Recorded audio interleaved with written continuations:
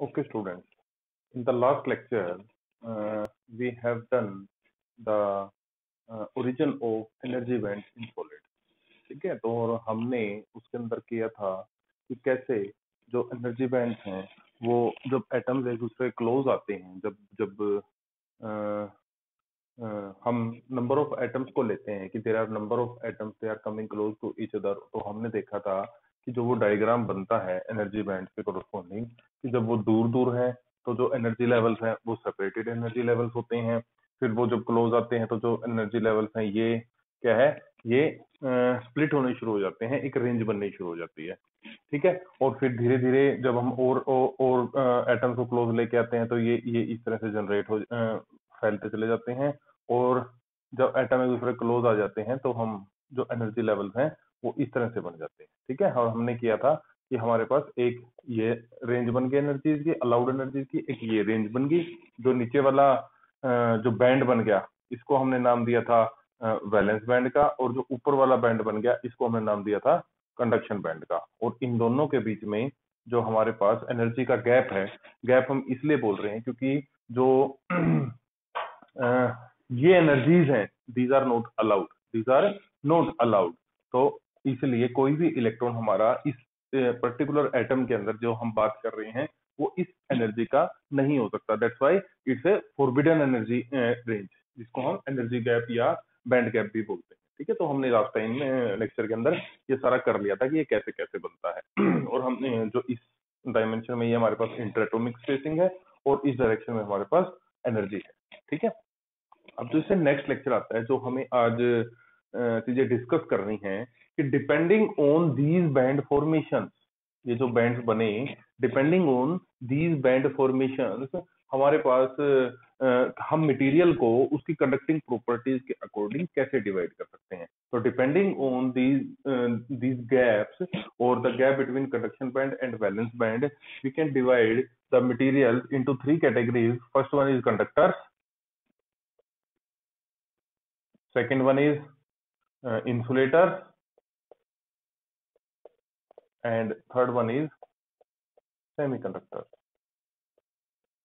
ठीक है, last lecture में हमने ये भी बड़े डिटेल में कर लिया था कि जो जो इलेक्ट्रॉन्स हमारे कंडक्शन बैंड में एग्जिस्ट करेंगे बेसिकली वो रिस्पॉन्सिबल होंगे किसके लिए, कंडक्टिंग प्रॉपर्टीज के लिए, जो कंडक्शन के लिए। ठीक है, तो जब और वैलेंस बैंड में जो इलेक्ट्रॉन्स होंगे they are bound electrons, conduction band में इलेक्ट्रॉन्स होंगे they are free electrons, and whenever an electron is free it will cause conduction, it will cause conduction. तो बेसिक अब हमारा एम अगर हमें कंडक्टिंग प्रॉपर्टीज को स्टडी करना है तो वो यही रहेगा, और हम यही स्टडी करेंगे कि कैसे जो इलेक्ट्रॉन्स हैं वो कंडक्शन बैंड में एग्जिस्ट करेंगे। जिन मटेरियल्स में ऑब्वियसली कंडक्शन बैंड में नॉर्मली एग्जिस्ट करेंगे दे विल बी कंडक्टर, जिनके अंदर बिल्कुल नहीं एग्जिस्ट करेंगे obviously they will B insulators, और जिनके अंदर किसी पर्टिकुलर कंडीशंस में, क्योंकि वर्ड सेमी इज देयर, जो पर्टिकुलर कंडीशन में जो कंडक्शन इलेक्ट्रॉन्स होंगे, जो इलेक्ट्रॉन्स होंगे कंडक्शन बैंड में होंगे तो दे will B semiconductor, they will B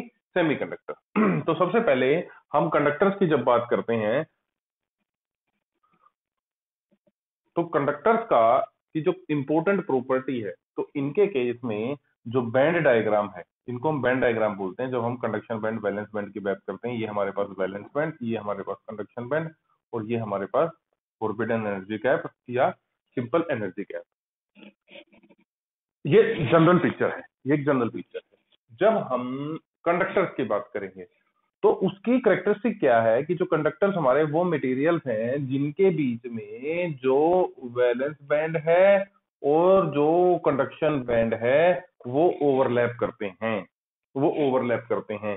यहां से लेके यहां तक का हमारे पास है कंडक्शन बैंड, यहां से लेके यहां तक का है हमारे पास वैलेंस बैंड, और जो ये एरिया है ये एरिया हमारे पास ओवरलैपिंग का रहता है, जो दोनों बैंड्स में एग्जिस्ट कर रहा है, जो हमारे पास वैलेंस बैंड में भी आ रहा है, जो जो कंडक्शन बैंड में भी आ रहा है। ठीक है, तो क्योंकि even at the absolute zero, जब कोई भी टेम्परेचर नहीं है तो हम मानते हैं कि जो सारी की सारी जो एनर्जीज हैं वो हमारी पोटेंशियल एनर्जीज हैं। तो even in the absence of electric field, even in the absence of temperature, अगर हम कंडक्टर्स का केस देखें तो हमारे पास यहां तक इलेक्ट्रॉन्स एग्जिस्ट करेंगे, और जो ये इलेक्ट्रॉन्स है although they are in valence band but they are in conduction band also, they are in conduction band also. तो इनके जो इंपॉर्टेंट कैरेक्टरिस्टिक है कंडक्टर्स की, ये वो मटेरियल्स हैं जो हमारे पास जिनके केस में वैलेंस बैंड और कंडक्शन बैंड ओवरलैप करते हैं। तो even at the absolute zero there are some electrons which are there in conduction band,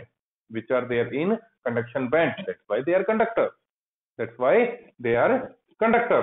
तो हमारे जो इलेक्ट्रॉन्स हैं वो एब्सोल्यूट जीरो पे भी इसके अंदर एग्जिस्ट करेंगे कंडक्शन बैंड पे, और जब भी हम उसके ऊपर इलेक्ट्रिक फील्ड अप्लाई करेंगे तो क्या होगा, because electrons are free, electrons are there in conduction band, तो क्या है कि उस इलेक्ट्रिक फील्ड के इफेक्ट के अंदर उनके ऊपर फोर्स लगेगा, they start moving in a particular direction and current will be there, conduction will be there. ठीक है, तो this is the property of conductor. Now second अगर हम बात करें इंसुलेटर्स की, इंसुलेटर क्या है कि जिनके बीच में जो वैलेंस बैंड और कंडक्शन बैंड है, कंडक्शन बैंड के बीच में जो एनर्जी गैप है वो ज्यादा है, अब क्वेश्चन ये आता है कि ज्यादा कितना ज्यादा, क्योंकि ज्यादा इज अ रिलेटिव टर्म, ज्यादा है, it is of the order of 6 electron volt, और नॉर्मल टेम्परेचर पे भी जब जो एनर्जी इनको मिलती है वो एनर्जी इतनी नहीं होती तो वो 6 इलेक्ट्रॉन वोल्ट को कवर अप कर सके। जब वो इसको कवर अप नहीं कर सकते तो इसका मतलब क्या है कि जो वैलेंस बैंड के इलेक्ट्रॉन्स हैं they can't jump in conduction band, it means they can not be free, that's why they are insulator. For example wood की हम बात करते हैं तो wood is a very good insulator, हमें पता है। हम पॉलीमर्स की बात करते हैं कि mostly polymers are insulators in nature, तो क्यों वो इंसुलेटर क्यों होते हैं, क्योंकि उनके बीच में जो बैंड गैप की वैल्यू है, जो वैलेंस बैंड और कंडक्शन बैंड के बीच में जो एनर्जी का गैप है वो ज्यादा है, और वो एनर्जी का गैप इतना ज्यादा है कि वो कवर अप नहीं हो सकता at normal temperature, that's why they are insulator. अब तीसरी कैटेगरी जो हमारे पास मटेरियल्स की आती है वो है सेमीकंडक्टर्स की। सेमीकंडक्टर्स का मतलब क्या है कि जो उनके बीच का जो एनर्जी गैप है दैट इज इंटरमीडिएट। इंटरमीडिएट का मतलब क्या है कि ये वैलेंस बैंड, ये conduction band, there is a gap, जो ईजी है, जो बैंड गैप है वो एग्जिस्ट तो करता है but that is of the order of 1 electron volt, and 1 electron volt वो एनर्जी है कि अगर हमारा टेम्परेचर रूम टेम्परेचर भी होगा तो जो ये गैप है ये इजीली कवर अप हो सकता है। फॉर एग्जांपल अगर हम जर्मेनियम की बात करते हैं तो जर्मेनियम के केस में जो एनर्जी बैंड की वैल्यू है that is I think 1.1 electron volt, आपने भी पढ़ी हुई होगी। In case of germanium it is 0.7 electron volt, और in case of silicon it is 1.1 electron volt, in case of silicon, and it is 0.7 electron volt in case of germanium. तो क्या होगा जब भी हमारा टेम्परेचर सपोज रूम टेम्परेचर के पास होगा, हम रूम टेम्परेचर से इसको मानते हैं 25 डिग्री सेंटीग्रेड। 25 डिग्री सेंटीग्रेड का मतलब क्या है, अराउंड 298 केल्विन। जब भी टेम्परेचर हमारा इसके बराबर होगा तो अकॉर्डिंग टू बोल्ट्जमैन लॉ हमारे पास जो नंबर ऑफ फ्री इलेक्ट्रॉन्स होंगे they will be proportional to exponential minus Eg by kT, where Eg is band gap, K is the Boltzmann constant and T is the absolute temperature। तो जब हम absolute temperature की value करते हैं तो हमारे पास जो एनर्जी मिलती है या नंबर ऑफ फ्री इलेक्ट्रॉन्स जो आते हैं हमारे पास वो इतने होते हैं कि they can easily jump and the electrons they exist in conduction band. तो that's why the name semiconductor is there. Semi का मतलब क्या है कि पार्शियल कंडक्टर मतलब कि जब हम बात करते हैं कि जो टेम्परेचर है it is at absolute zero, it means they are insulator, and when at room temperature they acquire some electrons in conduction band, they acquire some energy so that the electron they can jump from valence band to conduction band, and this semiconductor they become conductor. Although the number of charge carriers या number of electrons even at absolute zero they are not very high, they are not very, so they are not very good conductor. अगर हम pure form में बात करें germanium की या silicon की, तो they are not very good conductors even at room temperature, but still some electrons they exist in conduction band. That's why we can say कि जो सेमीकंडक्टर है, जो मटेरियल है, जो सिलिकॉन है, जो जर्मेनियम है, they start conduction. तो उन्होंने कंडक्शन शुरू कर दिया. So these type of materials are basically semiconductor material. ठीक है. तो depending on the this Eg, depending on this band gap, now materials are of three types. Conductor का मतलब जिसके अंदर जो बैंड गैप है वो होता ही नहीं, इसका मतलब जो वैलेंस बैंड और जो कंडक्शन बैंड है दे ओवरलैप ईच अदर. जब वो ओवरलैप करेंगे, जब उसके बीच में गैप नहीं है, तो इसका मतलब क्या है कि जो इलेक्ट्रॉन्स हैं they even at absolute zero they exist in conduction band. तो that's why they are free electrons. When there are free electrons, जब भी हम इलेक्ट्रिक फील्ड अप्लाई करेंगे तो वो एक पर्टिकुलर डायरेक्शन मूव करेंगे, कंडक्शन विल बी. दूसरी टाइप मैंने बताई इंसुलेटर्स की, कि जो इंसुलेटर्स हैं, इंसुलेटर्स हमारे पास वो मटेरियल्स हैं जिसके अंदर जो बैंड गैप की वैल्यू है वो काफी ज्यादा है.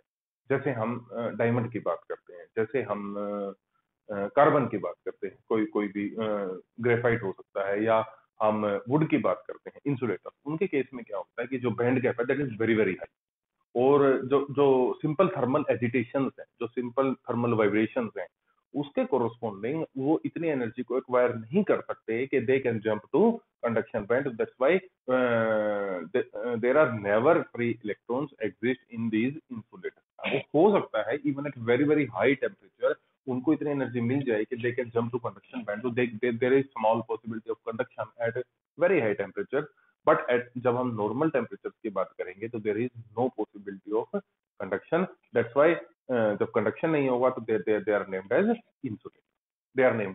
इंसुलेटर्स. थर्ड फिर मैंने बताया था सेमीकंडक्टर्स मैंने बताया कि they are partial conductors. It means at absolute zero they behave as insulators, but when at room temperature, when temperature rises, the electrons they acquire some energy from the thermal agitations and they jump to conduction band. It means at room temperature there are sufficient electrons in the conduction band, and whenever electric field is applied, so they start moving in a particular direction.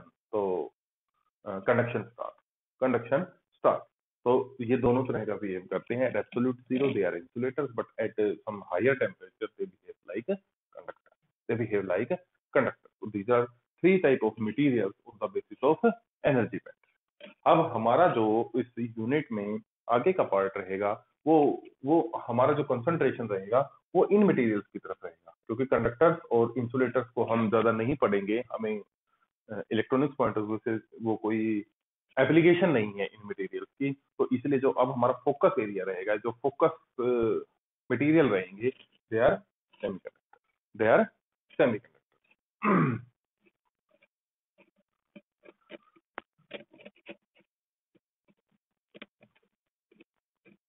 Now जब हम semiconductors की बात करते हैं,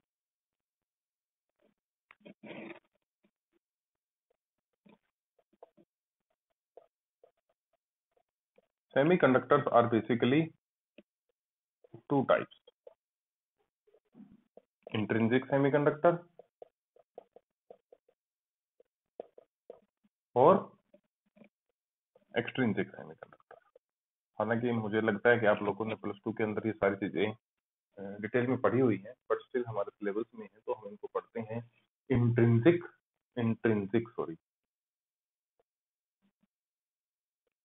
intrinsic semiconductor and extrinsic semiconductor. जब हम बात करते हैं इंट्रिंसिक मीन्स प्योर.